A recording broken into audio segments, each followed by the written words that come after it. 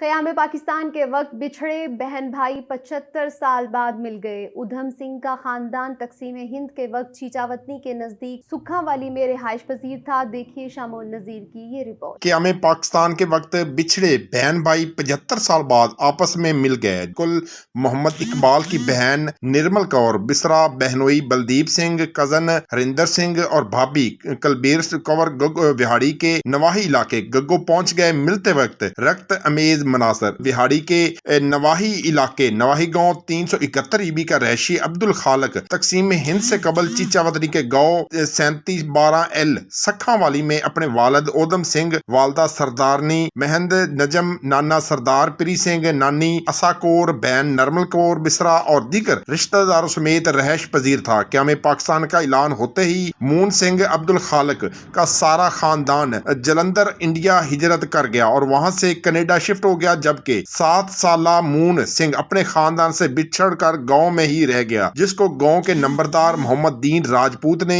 इंसानियत की मिसाल कायम करते हुए उसे गोद लेकर अपना बेटा बना लिया और आधा मुरब्बा रकबा भी उसके नाम कर दिया। गुज़िश्ता दिनों अब्दुल खालक मून सिंह की सोशल मीडिया पर वीडियो वायरल हुई तो कनेडा में मुकीम उसकी बहन निर्मल कौर बिसरा ने एक हाथ के 3 अंगूठे के निशानी से अपने भाई मून सिंह अब्दुल खालक को पहचान लिया और अपने खामद बलदीप सिंह बसरा, कजन हरिंदर सिंह और उसके बीवी कलबीर कुरंजर समेत 75 साल से अपने बिछड़े भाई मून सिंह जो अब अब्दुल खालक है को मिलने विहाड़ी के नवाही इलाके गग्गो मंडी 371 ईबी आई।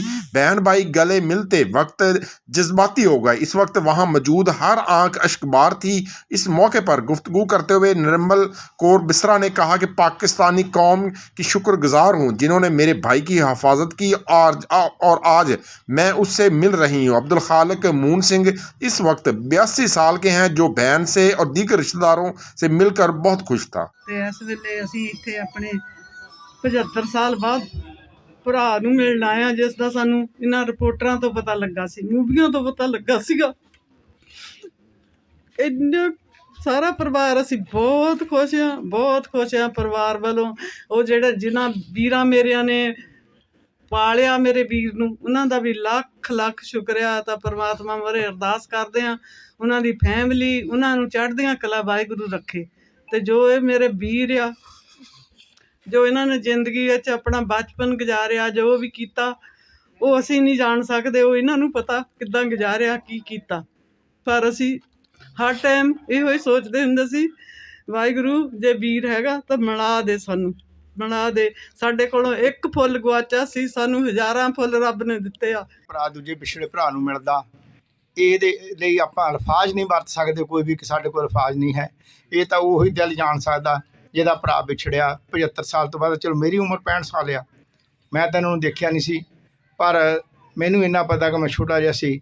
ਸਾਡੇ ਤਾਜ ਬੱਗਾ ਸਿੰਘ ਨੇ ਮੈਨੂੰ ਫੜਿਆ ਅਤੇ ਦਾਤੀ ਉਹਨਾਂ ਦੇ ਹੱਥ 'ਚ ਸੀ ਅਤੇ ਉਹਨਾਂ ਨੇ ਮੈਨੂੰ ਮੇਰੀ ਮਾਸੀ ਜੀ ਨੇ ਮੈਨੂੰ ਮੱਸੀ ਛੁਡਾਇਆ। ਕਹਿੰਦੀ ਕੀ ਤੂੰ ਲੱਗਾ ਕਰਨ? ਇਹ ਕਹਿੰਦਾ ਮੈਂ ਇਹਦੇ ਅੰਗੂਠੇ 'ਤੇ ਛਾਂਗ ਬਣਾ ਕੇ ਇਹਨੂੰ ਮੂੰਹ ਲੱਗਾ ਬਣਾਉਣ। ਮੈਨੂੰ ਇਹ ਚੇਤਾ ਅੱਜ ਤਾਈਂ ਕਿ ਮੈਂ ਉਸ ਵੇਲੇ ਤਕਰੀਬਨ 7-8 ਸਾਲ ਦਾ ਸੀ ਜਦੋਂ ਇਹ ਵਾਕਿਆ ਹੋਇਆ। ਅਤੇ ਇਹ ਤਾਂ ਮੈਨੂੰ ਹੀ ਪਤਾ ਸੀ। ਅਸੀਂ ਅੱਜ ਤਾਈਂ ਵੀ ਕਦੀ ਜ਼ਿੰਦਗੀ 'ਚ ਇਹ ਨਹੀਂ ਸੀ, ਸਾਡੇ ਕਿਸੇ ਵੀ ਜੀ ਨੇ ਸੋਚਿਆ ਨਹੀਂ ਸੀ ਕਿ ਵੀ ਨਹੀਂ ਹੈਗੇ। ਸਾਰਿਆਂ ਨੂੰ ਇਹ ਸੀਗਾ ਕਿ ਸਾਡਾ ਭਰਾ ਹੈਗਾ, ਸਾਡਾ ਚਾਚਾ ਹੈਗਾ, ਸਾਡਾ ਤਾਇਆ ਹੈਗਾ, ਕਿਉਂ ਸਾਰਿਆਂ ਤੋਂ ਵੱਡੇ ਆ, ਸਾਰਿਆਂ ਤੋਂ ਸਾਡੇ ਵੱਡੇ ਤਾਜ ਦੇ ਲੜਕੇ ਸੀ ਅਤੇ ਜੇਠੇ ਸੀ। ਇਹ ਸਾਰੇ ਪਰਿਵਾਰ ਦੀ ਸਾਡੀ ਜਿਹੜੀ ਗਾਹਾਂ ਤੀਜੀ ਪੀੜ੍ਹੀ ਸ਼ੁਰੂ ਹੋਈ ਸੀ ਉਹ ਇਹਨਾਂ ਤੋਂ ਹੋਈ ਸੀ ਅਤੇ ਸਾਰੇ ਇਹ ਸੀਗਾ ਕਿ ਇਹ ਹੈਗਾ। ਪਰ ਅੱਜ ਉਹਦਾ ਅੱਲਾਹ ਤਾਲਾ ਦਾ, ਵਾਹਿਗੁਰੂ ਗੁਰੂ ਨਾਨਕ ਦੇਵ ਦਾ ਲੱਖ ਲੱਖ ਸ਼ੁਕਰ ਆ ਜਿਨ੍ਹਾਂ ਨੇ ਅੱਜ ਸਾਨੂੰ ਸਾਡਾ ਭਰਾ ਮਿਲਾਇਆ। ਕੋਈ ਚੀਜ਼ ਮਾੜੀ ਮੋਟੀ ਵੀ ਗੁਆਚੀ ਹੋਵੇ ਜਦੋਂ ਲੱਭ ਪੈਂਦੀ ਆ, ਤੁਸੀਂ ਦੱਸੋ ਕਿੰਨੀ ਖੁਸ਼ੀ ਹੋਵੇਗੀ। ਸੋ ਇਹ ਤਾਂ ਇਹਦੀ ਕੀਮਤ ਕੋਈ ਨਹੀਂ, ਇਹ ਬਹੁਤ ਵਡਮੁੱਲੀ ਚੀਜ਼ ਮਿਲੀ ਆ। ਹਾਂਜੀ, ਇੱਕ ਮਿਸ ਕੀਤਾ ਸੀ। ਹੁਣ ਤਾਂ ਜਦੋਂ ਆ ਜੱਫੀਆਂ ਪੈਂਦੀਆਂ, ਜਦੋਂ ਮੈਨੂੰ ਪਤਾ ਲੱਗਦਾ ਵੀ ਸਾਨੂੰ ਰੱਬ ਨੇ ਇੱਕ ਦੀ ਮੰਗ ਕੀਤੀ ਸੀ, ਰੱਬ ਕਹਿੰਦਾ ਦੱਸੋ ਕਿੰਨੇ ਚਾਹੀਦੇ ਹੋਰ।